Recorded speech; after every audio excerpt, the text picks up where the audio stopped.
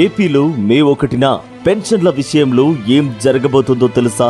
అవ్వాతాతల్ని చంద్రబాబు ముఠా ఎందుకు టార్గెట్ చేసింది? ఎన్నికల సంఘానికి ఎందుకు పదే పదే ఫిర్యాదు చేస్తోంది?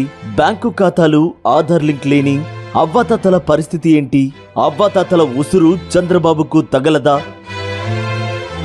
పేదలు బాగుపడుతుంటే ఓర్వలేకపోవడం చంద్రబాబు నైజం. అవ్వాతాతలు ఆనందంగా ఉంటే సహించలేకపోవడం చంద్రబాబు దుర్బుద్ధికి పరాకాష్ట. జగనన్న అధికారంలోకి వచ్చిన వెంటనే మలి వయస్సులో అవ్వాతాతలు పడుతున్న కష్టాల్ని చూసి చలించిపోయి వాలంటీర్ల సాయంతో పెన్షన్ అందేలా చేశారు.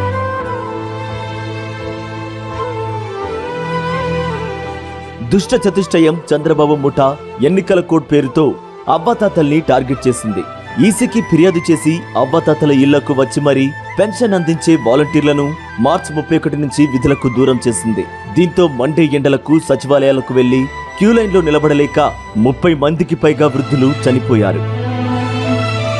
అయినా మళ్లీ ఎల్లో ముఠా ఎన్నికల సంఘానికి ఫిర్యాదు చేయడంతో ఇప్పుడు ఈసీ డీబీటీ ద్వారా డైరెక్ట్ అవ్వాతాతల ఖాతాల్లో డబ్బులు వేయమంటోంది. అయితే గ్రామీణ ప్రాంతాల్లో ఎంతమందికి బ్యాంకు ఖాతాలున్నాయి? ఖాతాలున్న వారికి ఎంతమందికి ఆధార్ లింకులు ఉన్నాయి? ఖాతాలు లేని వారి పరిస్థితి ఏంటి? ఈ మండే ఎండలకు బ్యాంకుల చుట్టూ వాళ్ళు తిరగగలరా? తిరిగి బతకగలరా? మొన్నటిదాకా ఆనందంగా తమ గుమ్మం ముందుకే వచ్చే పెన్షన్తో కడుపు నింపుకుంటే ఇప్పుడు చంద్రబాబు ముఠా వారి నోటికాడి ముద్దను నేలపాలు చేసింది. ఈ పాపం ఊరికే పోతుందా? అధికారంలోకి వస్తే వాలంటీర్ వ్యవస్థను రద్దు చేస్తామంటున్న చంద్రబాబుకు అవ్వాతాతలు శాపనార్థాలు పెడుతున్నారు. అందుకే వారంతా ఒకే నిర్ణయానికి వచ్చారు. తమ తమ బతుకుల్లో వెలుగులు నింపిన జగనన్నకే మద్దతుగా నిలబడాలని డిసైడ్ అయ్యారు.